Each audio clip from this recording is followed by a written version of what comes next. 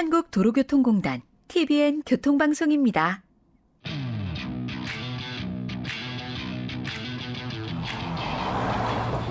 도로교통법이 존재하지 않는 도로 상상해 보셨나요?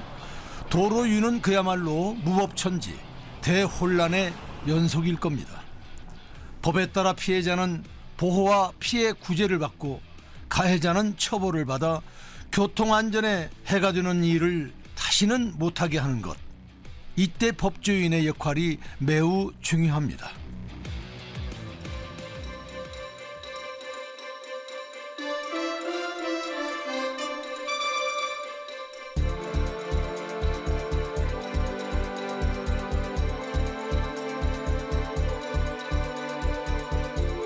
TBN 스페셜 도로 위의 숨은 영웅 72화 법을 살피는 사람들, 처벌과 보호 사이, 이정수 변호사 두 번째 이야기.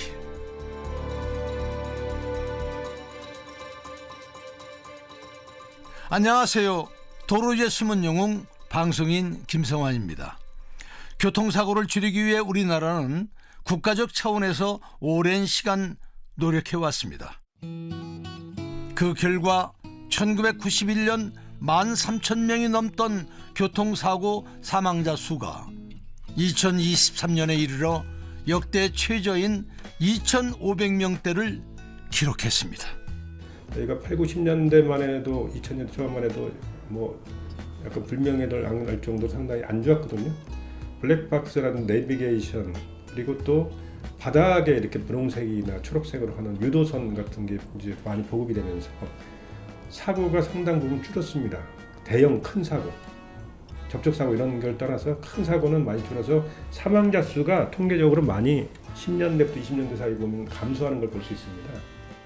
자동차 왕국, 교통 선진국이라 불리는 미국도 최근 교통사고 사망자 수가 상향 곡선을 그리고 있는데 우리나라는 11년 동안 꾸준히 줄어든 겁니다.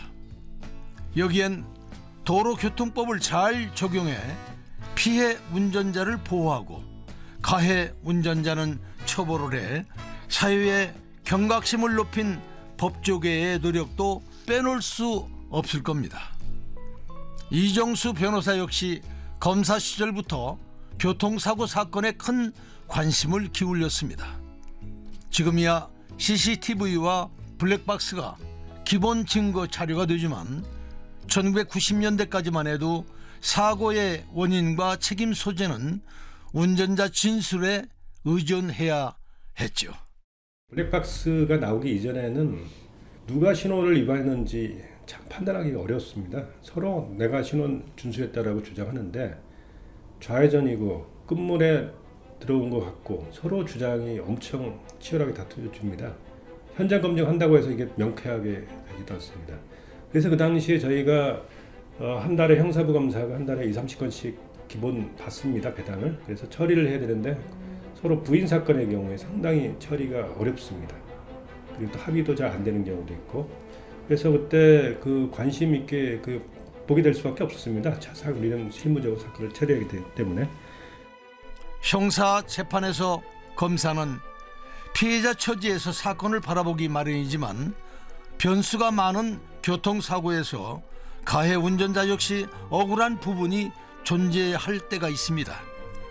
그래서 검사 시절에는 공정한 형량을 정하기 위해 현장 검증으로 사고 당시를 재현해 보기도 했답니다.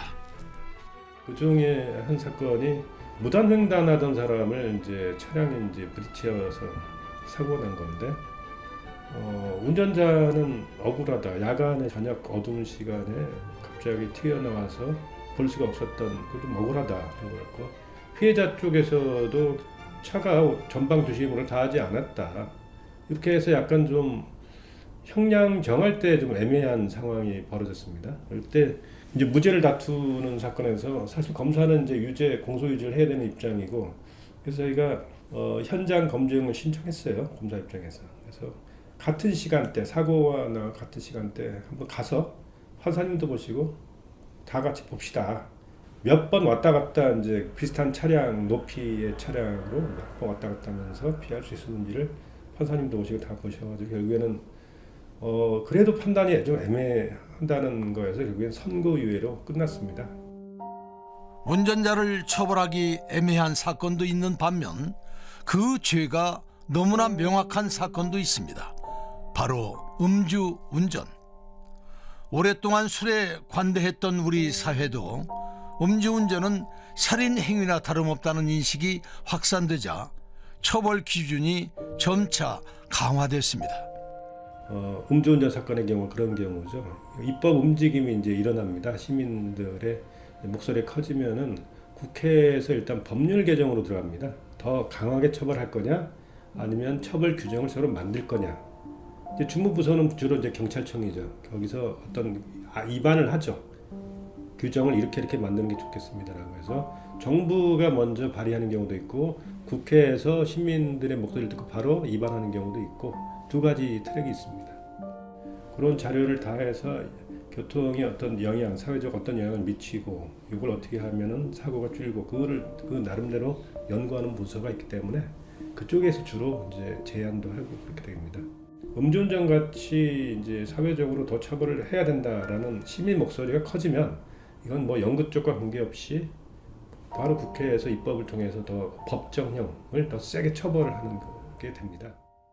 음주운전에 대한 처벌 기준이 강화되면서 그동안 소홀했던 부분에도 관심이 커졌습니다. 술을 마시고 자동차를 운전했을 때만 음주운전으로 처벌하는 것이 옳은지에 대한 논의도 이때 이루어졌죠. 결국 자전거, 전동 킥보드, 전동 스쿠터, 탈 것의 종류에 따라 세세한 음주운전 처벌 기준이 마련되었습니다. 먼저 자전거는 일단 면허는 필요 없죠, 당연히. 그리고 음주하면 예전에는 안 했는데 지금은 이제 범칙금 3만 원입니다. 자전거의 경우. 그다음에 이제 전동 킥보드, 이거는 이제 법적인 용어는 개인용 이동 장치라는 말을 씁니다. 이게 최근에 들어온 말인데 면허가 필요하고 범칙금 음주하실 때 범칙금 10만 원. 그리고 운전면허 정지 취소에 영향이 갑니다. 운전면허에도. 근데 이제 이 개인용 이동장치 전동 킥보드가 이제 범칙금이라고 했을 때는 이거는 전과는 아닙니다. 이제 행정 벌칙 정도로 생각하시면 됩니다. 이건 빨간 줄 전과는 아닙니다.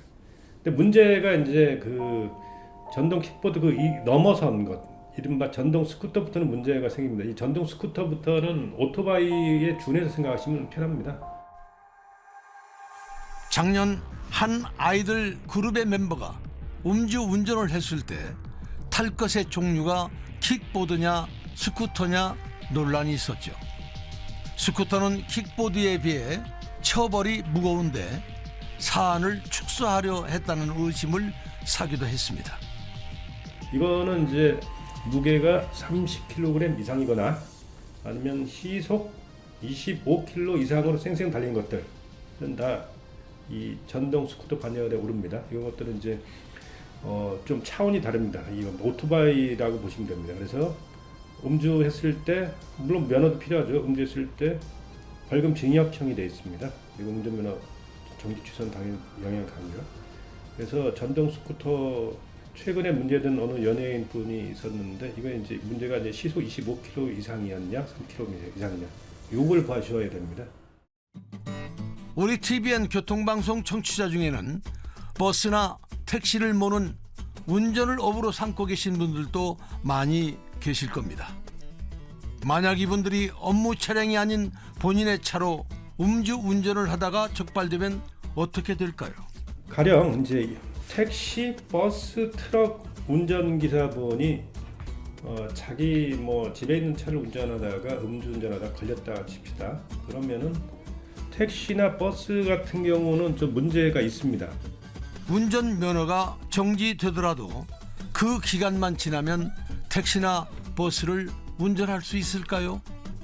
자세한 내용은 내일 이 시간에 알려드리겠습니다. TVN 스페셜 도로 위의 숨은 영웅 72화 법을 살피는 사람들, 처벌과 보호 사이, 이정수 변호사 두 번째 이야기를 마칩니다.